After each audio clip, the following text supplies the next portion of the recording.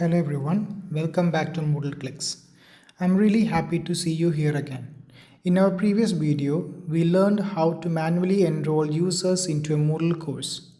But what if you have hundreds of students? Creating users one by one would take a lot of time. That's why Moodle provides an option called Upload Users. Using this option, we can create multiple user accounts at once using a simple CSV file. And we can also automatically enroll those users into a course during the upload process. So in this video, I'll show you step by step how to upload users in Moodle. And don't worry if you are a beginner, this tutorial will be very easy to follow. So let's get started. Here we are on the Moodle dashboard. To upload users, go to Site Administration, then click on Users. Under Accounts, click on Upload Users. This is the Upload Users page. Here Moodle allows us to upload a CSV file containing user information. Before uploading the file, let's first create our CSV file. I have already created a CSV file, so let's open it. Now the required fields are username, first name, last name and email.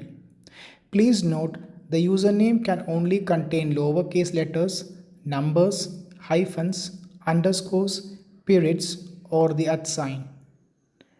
And the email address should be in the format name@example.com. For this example, we'll use the following columns: username, first name, last name, email, password and course 1. When including the password field, the password must meet the requirements of your site's password policy. If a password does not meet the requirements, Moodle will display an error message explaining the problem.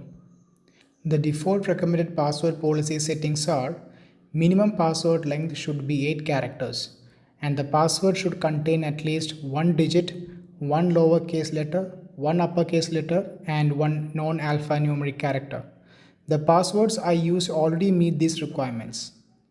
For the course 1 column, you must use the course short name, not the full course name. You can find the course short name in the course settings in Moodle. For this tutorial, we will enroll users into our Introduction to Web Development course, and the short name of the course is Web 101. So I'll use Web 101 in the course 1 column. Now save the file as a CSV file. Now let's go back to our Moodle site and upload the CSV file. And then click Upload Users. Moodle will now show a preview of the users before creating the accounts. Here you can verify whether all the data is correct. Below that, you will also see several upload settings. For this example, we will keep most of the default settings except for new user password and force password change. Since we have included the password field in our CSV file, let's change the value of new user password to field required in file. Now let's also change the value of force password change to all. This means that when users log in for the first time using the uploaded password, Moodle will force them to create a new password. Now let's scroll down and click Upload Users. Perfect. As you can see, Moodle has successfully created the user accounts, and it has also automatically enrolled those users into the course. Now click Continue. Next, let's go to Dashboard. Open the course and click Participants to verify the enrollments. And here you can see all the uploaded users enrolled in the course. So with just one CSV file, we created multiple user accounts and enrolled them into a course automatically. This is extremely useful for schools, colleges, universities, and training institutes where a large number of students need to be added quickly. Now let me explain something important. In this example, we included the password column in the CSV file. So Moodle used the password we provided. But if your Moodle email system is configured properly, you can actually skip the password column. Moodle can automatically generate passwords and send login details to users through email. But for beginners, using the password column is much easier while learning.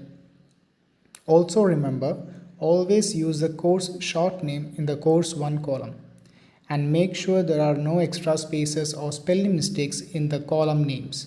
Otherwise, the upload may fail. And that's it. You now know how to upload users and at the same time enroll them into a course in Moodle using a CSV file. If you found this tutorial helpful, please like, subscribe and support the MoodleClicks channel for more Moodle tutorials and updates. Thank you for watching and I'll see you in the next video.